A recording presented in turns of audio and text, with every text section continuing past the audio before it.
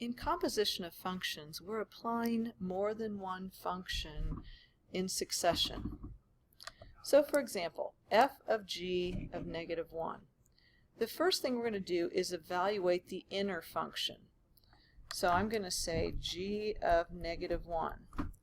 I go over to the function here and I substitute negative 1 for x in the g function. So that's going to be negative 1 plus 3, which is 2. Now I know that g of negative 1 equals 2.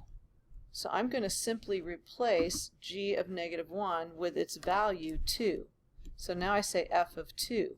So the output of the inner function becomes the input of the outer function. You might want to hear that one more time. The output of the inner function becomes the input of the outer function. So now I put 2 in for x in the f of x function. So now I have 2 squared equals 4. So f of g of negative 1 equals 4. And that's how you read this. F of g of negative 1 equals 4. Now the second question is exactly like the first, but the notation is just slightly different. This is another way of writing a function composition. So this is the same thing as saying h of g of negative 5. The little O symbol here actually looks kind of like it could stand for of, so it sort of makes sense. So another way to write this would be h of g of x. I prefer the nested parentheses because it makes more sense to me. It's the way I learned it, but many books, especially in college, use this form, so I just wanted you to be familiar, and I'm going to use both of them in things that I give to you. So the first thing I do is the inner function, which is g of negative 5. So I take the g function, which is x plus 3, substitute negative 5 for x, and I get negative 2. Then I apply the outer function, which is h of x equals the square root of x. So now we're doing h of negative 2. And some of you may already be saying, got a problem here, because now I'm taking the square root of negative 2. This is a non-real number. So we say that it doesn't exist in the real number system. You could write it as the square root of 2i. So if you wrote that answer, that would not be incorrect. But for the time being, we're just going to say it's a non-real answer. Now, the next thing we're going to do with composition of functions is talk about what if we actually, rather than put a numerical answer, a numerical value inside the function, we put one whole function inside of another function. So I'm going to have to be able to refer back to here, so I'm going to look up here. So we know that f of x is equal to x squared. So these two are equivalent to each other, so I'm going to actually substitute x squared for f of x. I'm going to say g of x squared, which means I'm going to go to the g function now and replace x with x squared. So this becomes x squared plus 3. So if you notice back when I did f of g of negative 1, what I really did was add, so I first did this is the opposite way around, so never mind, it doesn't mean the same thing. So that just means what I'm going to do is the first thing I'm going to do is square x, and then I'm going to add 3 to it. So this allows me to combine the two together into one function. H of g of x then says the first thing we're going to do is g of x, which is x plus 3, and then I'm going to take the square root of that whole thing. So I'm going to do h of x plus 3, which means to take the square root of x plus 3. Now this is what we did in number 2. Since we did the g function first, the first thing we did was add 3 to x, and we got negative 2, and then we took the square root of negative 2. So here, if I did it directly all in one function, it would be taking the square root of negative 5 plus 3, which is the square root of negative 2. So I'm doing it all in one step now.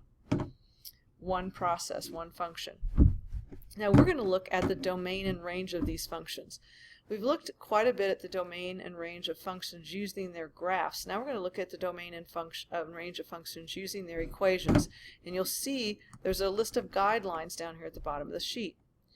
So for the domain, which is the set of all allowable values of x in the function, we always start by assuming that the domain of a function is all real numbers, and then we look for exceptions to that. One exception was an x value that creates 0 in the denominator. We're not allowed to use that, so that eliminates that value. Any x value which creates the square root or other even root, like a 4th root or a 6th root, of a negative number. So we're not going to use those x values. Any graphs with holes, vertical asymptotes, or gaps restrict the domain. So later on we'll look at graphs and see if there's any holes and things in them. But right now, the first two things are what we're going to look at for our equations. So we look at our function here in number 3, x squared plus 3. Do we have any values that make the denominator equal to 0? Well, no denominator. Do we have any positive square roots? Nope, no positive square roots. I can put any value in for x and I'm fine. I can square positive numbers, negative numbers, 0. It's all good. So the domain here has no restrictions on it. It's all real numbers. Now the second thing we're going to do is look at the range. So if we look at the guidelines for the range is all set of allowable y values in the function. So we're always going to assume that the range is all real numbers unless we have some exceptions. If we have any squares where x is squared or any even power, those are going to always create positive numbers. Square or even roots are always going to create positive numbers. Absolute values create positive numbers. And if you have a rational function, you're not going to get y equals 0 unless the numerator can equal 0. So that's another thing to look out for. So right here we do have something squared, x squared. We know that no matter what I put in for x, this term x squared is always going to be positive, or 0. If I put in 0 for x, this could be 0. But the smallest it can be is 0. Because if I put any negative or positive numbers but other than something else other than 0, it's going to be bigger than 0. So if x equals 0, y equals 3, that is the smallest possible y value. So we can say then that y has to be greater than or equal to 3, or we say our range is -3 or +3 infinity. So y has to be greater than or equal to 3. Now the next one we notice a restriction is that the square root here is always going to yield a positive number, because it would only be a negative number if we had a negative sign in front of the square root. So the square root of any number is going to be positive if it's a positive square root. So I'm getting a little ahead of myself. Let's talk about the domain first. The domain has a restriction here. We're looking at this thing. Any value which creates the square root of a negative number would be a restriction. So we know that we can't take the square root of a negative number. So number 4 has this restriction. We know that x plus 3 has to be greater than or equal to 0. It can't be negative.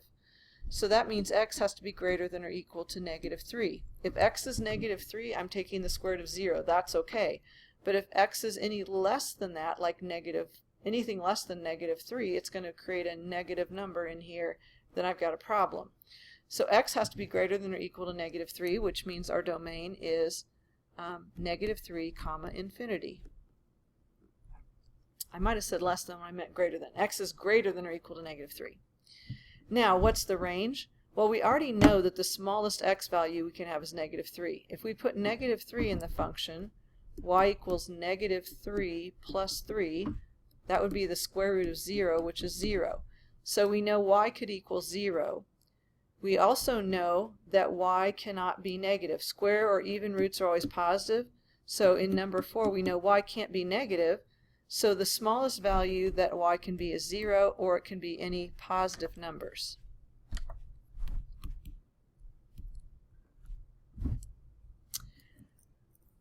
That is the end of this video.